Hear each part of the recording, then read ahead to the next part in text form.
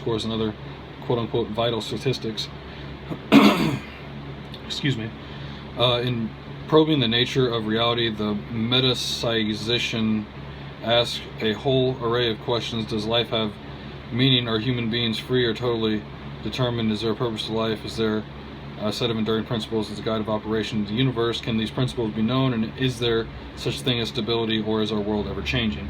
We're now going to the top of 277.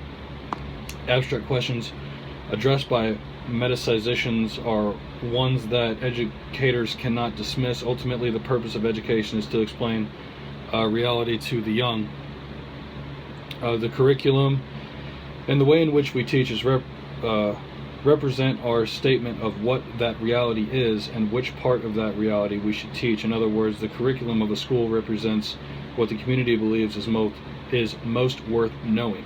Although teachers may not actually be metaphysicians, I hope I'm saying this correctly, they do take a stand on metapsychal questions. If a teacher decides to teach because he or she believes the most important thing in the universe is human mind, and career decision is driven by metapsychal view, the importance of an individual person. The people who serve on school boards also take stands in metapsychal issues. For example, whether a particular school system makes a major investment in education or in educating individuals with severe mental disabilities, or emphasizes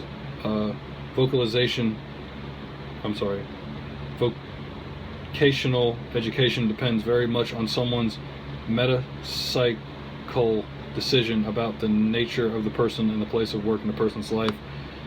I'm gonna struggle with this one.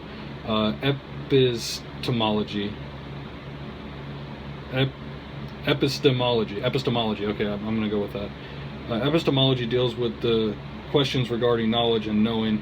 Epistemologists seeking the true nature of knowing ask questions as what is the true knowledge of so-and-so, and is truth elusive, always changing, and always dependent on the truth seekers. Particulars of time, place, and angle of vision. Some people whom we call skeptics question our capacity to ever really know the truth of existence. Others whom we call agnostics are convinced that truth is unknowable and that seeking knowledge of ultimate realities is a wasted effort and empty hope. Epistemology deals not with the nature of truth, but also in the ways in which we know reality. Questions such as how do we come to know the truth and what are the sources of gaining knowledge are part of the conversation. We can know reality by a variety of ways, such of which has advocates and detractors. Among the ways of knowing are by divine revelation, by authority, through personal intuition, from our own five senses, from our own powers of reasoning, and through trial and error experimentation. Questions concerning knowledge and knowing are almost by definition of great concern to teachers. The epistemological question, how do you know that, goes to the heart of teaching methodology.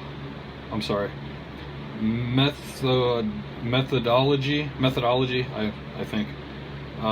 If a teacher wants her students to have a concept of democracy, how does she proceed? Does she explain the characteristics of different forms of government, such as monarchy and oligarchy,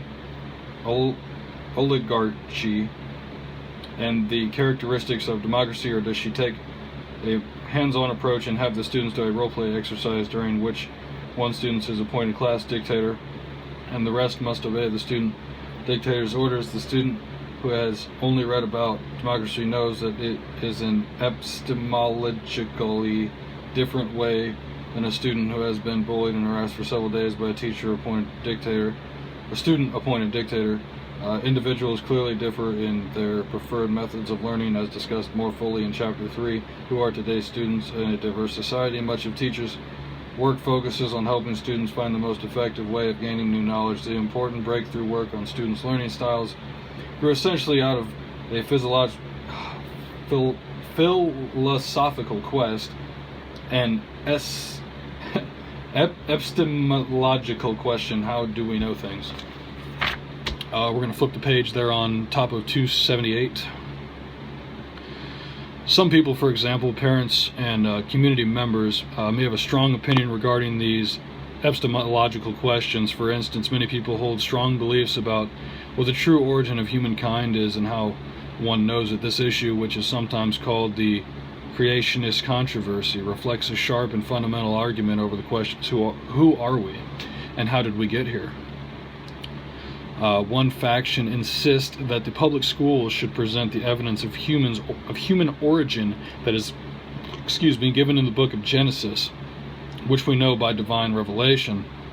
Others insist that the way to know the origin of the human race is through the scientific theory of evolution, grounded in the interpretation of artificial evidence. As you see, behind this ongoing educational controversy is a fundamental question of epistemology.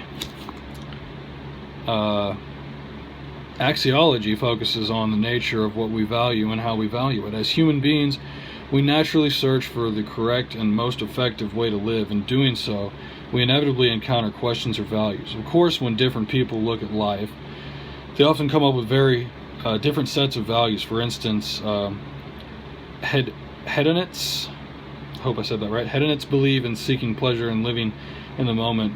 By contrast, Stoics have an austere way of looking at life and seeking to be unaffected by pleasure or pain. Many people regard values from a religious perspective, asserting that unless God originally created humanity and the rest of the natural world, existing as we know it is just the meaningless coming together of cosmic dust and debris. According to the view, only genuine values derived from God. Most people would agree with Socrates that schools have a dual responsibility to make people smart and to make them good.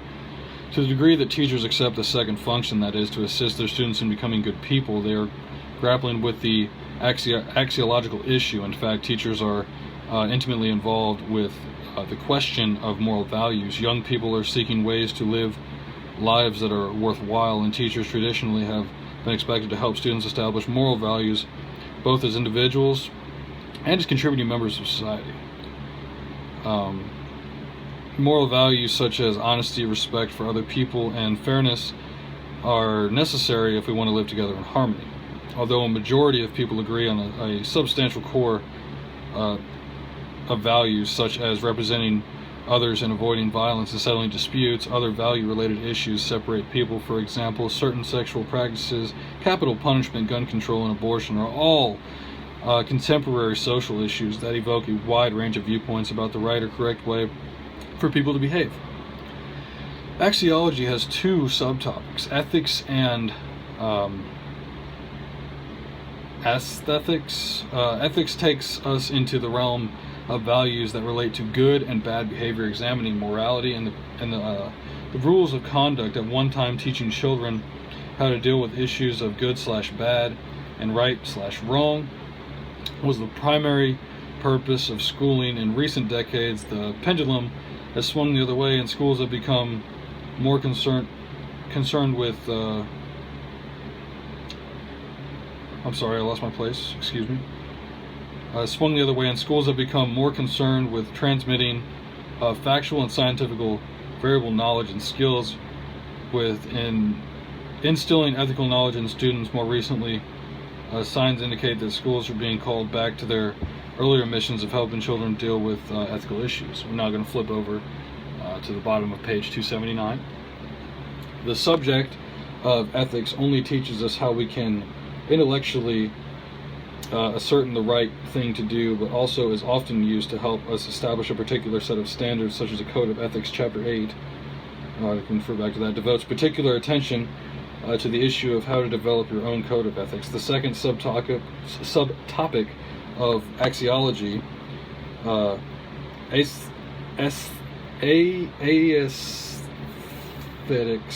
aesthetics, deals with the questions of values regarding beauty and art. Many discussions about the value of a particular film, book, or work of art are attempts to reach some